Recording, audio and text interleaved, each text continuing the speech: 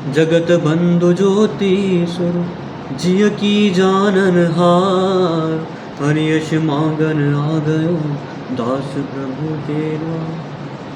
श्रीमद् भगवद गीता अध्याय 2 श्लोक 12।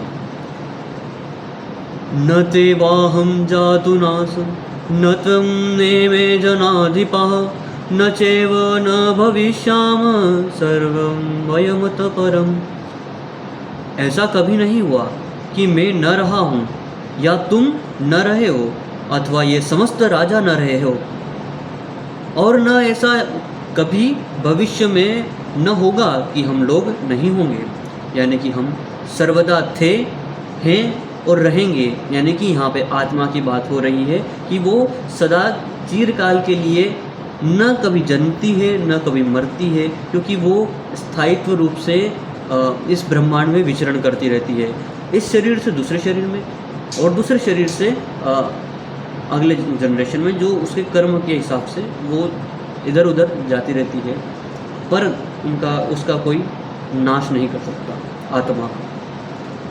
वेदों में इसका तात्पर्य है कि वेदों में कठोपनिषद में तथा श्वेताश्वर उपनिषद में भी कहा गया है कि जो श्री भगवान असंख्य जीवों के कर्म तथा अकर्म के अनुसार उनकी अपनी अपनी परिस्थितियों में पालन करते हैं, वही भगवान अंश रूप में हर जीव के हृदय में वास करते हैं। केवल साधु पुरुष जो एक ही ईश्वर को भीतर बाहर देख सकते हैं, पूर्ण एवं शाश्वत शांति को प्राप्त कर पाते हैं, क्योंकि वो अंदर देख लेते हैं जो अंदर उनके परम परमेश्वर विद्यमान है। यानी कि हमें कहीं और भटकना नहीं है, हमें शरीर के अंदर देखना है, वहीं हमारे परमेश्वर विद्यमान है। नित्यो नित्यानम चैतन्यश्यानाम एको बहुनाम यो विधान कामान, तमात्स्थं चैव पश्यन्ति धीरास्तेषां शांति शांतिनेश्वरश्याम। जो वैदिक ज्ञान अर्जुन को प्रदान किया गया, वही विश्व के उन समस्त पुरुषों को प्रदान किया जाता है जो विद्वान होने का दावा तो करते हैं, किंतु जिनकी ज्ञान राशि न्यून है। भगवान यह स्पष्ट करते हैं कि वे स्वयं अर्जुन तथा युद्ध भूमि में एकत्र सारे राजा शाश्वत प्राणी हैं, और इन जीवों की बद्ध तथा मुक्त अवस्था में भगवान ही एकमात्र उनके पालक है। भगवान परम पुरुष है तथा भगवान का चिर संगी अर्जुन एवं वहाँ पर एकत्र सारे राजागण शाश्वत पुरुष है। ऐसा नहीं है कि वे भूतकाल में प्राणियों के समस्त रूपों में अलग अलग उपस्थित नहीं थे, और ऐसा भी नहीं है कि वे ये शाश्वत पुरुष नहीं रहेंगे। उनका अस्तित्व भूतकाल में था और भविष्य में भी निर्बाध रूप से बना रहेगा। यानी कि उनकी मृत्यु हो जाएगी तो कोई और शरीर ले लेगा उन्हीं के कर्मों के हिसाब से। अतः किसी के लिए शोक करने की कोई बात नहीं। यह मायावादी सिद्धांत की मुक्ति के बाद आत्मा के आवरण से पृथक होकर निराकार ब्रह्म में लीन हो जाएगा और अपना अस्तित्व खो देगा। यहाँ पर परम अधिकारी भगवान कृष्ण द्वारा पुष्ट नहीं हो पाता, न ही इस सिद्धांत का समर्थन हो पाता कि बद्ध अवस्था में ही हम अस्तित्व का चिंतन करते हैं। यहाँ पर कृष्ण स्वतः कहते हैं कि भगवान तथा अन्यों का अस्तित्व भविष्य में भी अक्षुण्ण रहेगा, जिसकी पुष्टि उपनिषदों द्वारा भी होती है। कृष्ण का यह कथन प्रामाणिक है, क्योंकि कृष्ण मायावश नहीं है। यदि अस्तित्व तथ्य न होता तो फिर कृष्ण इतना बल क्यों देते, और वह भी भविष्य के लिए। मायावादी यह तर्क कर सकते हैं कि कृष्ण द्वारा कथित अस्तित्व आध्यात्मिक न होकर भौतिक है। यदि हम इस तर्क को कि अस्तित्व भौतिक है स्वीकार कर भी ले, तो फिर कोई कृष्ण के अस्तित्व को किस प्रकार पहचानेगा। कृष्ण भूतकाल में भी अपने अस्तित्व की पुष्टि करते हैं और भविष्य में भी अपने अस्तित्व की पुष्टि करते हैं। उन्होंने अपने अस्तित्व की पुष्टि कई प्रकार से की है और निराकार ब्रह्म उनके अधीन घोषित किया जा चुका है। कृष्ण सदा सर्वदा अपना अस्तित्व बनाए रहे हैं।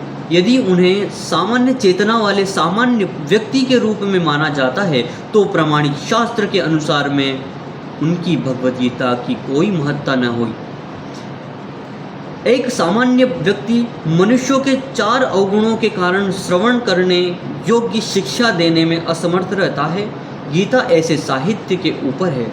कोई भी संसारी ग्रंथ गीता की तुलना नहीं कर सकता। श्री कृष्ण को सामान्य व्यक्ति मान लेने पर गीता की सारी महत्ता जाती रहती है। मायावादियों का तर्क है कि इस श्लोक में वर्णित देह लौकिक है और शरीर के लिए प्रयुक्त हुआ है। यानी कि बहुत सारे जो लोग होते हैं वो उनका मानना है कि मृत्यु जब शरीर की हो जाती है तो वही आत्मा का भी अंत हो जाता है, यानी कि सब कुछ अंत हो जाएगा, केवल ये शरीर रहेगा। बहुत सारे लोगों का मानना है, बहुत सारे तर्क वितर्क करते रहते हैं, पर उनकी बुद्धि से भी परे भगवत गीता में सारी चीज़ें लिखी हुई है। क्योंकि मानव की बुद्धि कितनी होगी, सीमित होगी, और परमपिता की बुद्धि कितनी होगी। अगर परमेश्वर की बुद्धि का अगर मनुष्य पार कर सकता तो वो भगवान नहीं हो जाता। इसी प्रकार बहुत सारे जो मायावादी व्यक्ति है बहुत सारे तर्क देते हैं, वितर्क देते हैं कि ये सारी चीज़ें नहीं हैं। मायावादियों का तर्क है कि इस श्लोक में वर्णित देह लौकिक है और शरीर के लिए प्रयुक्त हुआ है, किंतु इसके पहले वाले श्लोक में ऐसी देहात्म बुद्धि की निंदा की गई है। एक बार जीवों की देहात्म बुद्धि की निंदा करने के बाद यह कैसे संभव है कि कृष्ण पुनः शरीर पर उसी व्यक्त को दोहराते हैं। अतः यह अस्तित्व आध्यात्मिक आधार पर स्थापित है और इसकी पुष्टि रामानुजाचार्य तथा अन्य आचार्यों ने भी की है। गीता में कई स्थलों पर इसका उल्लेख है कि यह आध्यात्मिक अस्तित्व केवल भगवत भक्तों द्वारा किए है। जो लोग भगवान कृष्ण का विरोध करते हैं उनकी इस महान साहित्य तक पहुंच नहीं हो पाती। अभक्तों द्वारा गीता के उपदेशों को समझने का प्रयास मधुमक्खी द्वारा मधुपात्र चाटने के सदृश है, क्योंकि वो इस पे विश्वास नहीं करते हैं तो वो पढ़ेंगे नहीं और न ही उस लेवल का वो समझ पाएंगे। पात्र को खोले बिना मधु को नहीं चखा जा सकता, यानी कि मधु को चखने के पहले पात्र खोलना पड़ता है, यानी कि दिमाग का ढक्कन खोलना पड़ता है। इसी प्रकार भगवत गीता के रहस्यवाद को केवल भक्त ही समझ सकते हैं, अन्य कोई नहीं, क्योंकि मनुष्य की बुद्धि सीमित होती है। क्योंकि वह भगवान की कृपा से ही उस बुद्धि में वो सारी चीज़ें आएगी कि हाँ ये समझने योग्य है, तो मनुष्य की बुद्धि में वहाँ पर विकास होगा जब वो कृष्ण का भक्त होगा। जैसा कि इसके 4th अध्याय में कहा गया है कि न ही गीता स्पर्श ऐसे लोग कर पाते हैं जो भगवान के अस्तित्व का ही विरोध करते हैं। अतः मायावादियों द्वारा गीता की व्याख्या मानो समग्र सत्य का सरासर भ्रामक निरूपण है। भगवान चैतन्य चेतावनी दी है। भगवान चैतन्य ने मायावादियों द्वारा दी गई गीता की व्याख्याओं को पढ़ने का निषेध किया है। यानी कि इस संसार में बहुत सारी गीता उपलब्ध है जिसका लेखन मायावादी व्यक्तियों ने ही उनके अनुसार किया है, पर जो सही भगवत गीता है वहाँ तक की खोज भी हमें करनी होगी, क्योंकि बहुत सारी गीता मार्केट में अवेलेबल है इस टाइम पे। बट अगर क्योंकि जैसे कि मैं भगवत गीता लिख रहा हूँ तो मैं मेरा तर्क दे रहा हूँ, भगवत गीता के जो श्लोक है उसके अनुसार नहीं चल रहा हूँ, मैं मेरे अलग से मत दे रहा हूँ, उसमें सारी चीज़ें लिख रहा हूँ। हमें उनसे भी बचना चाहिए। और चेतावनी दी है कि जो कोई ऐसे मायावादी दर्शन को ग्रहण करता है वह गीता के वास्तविक रहस्य को समझ पाने में असमर्थ रहता है। यदि अस्तित्व का अभिप्राय अनुभवगम्य ब्रह्मांड से है तो भगवान द्वारा उपदेश देने की कोई आवश्यकता नहीं है। आत्मा तथा परमात्मा का द्वैत शाश्वत तथ्य है और इसकी पुष्टि वेदों द्वारा होती है, जैसा कि ऊपर कहा जा चुका है।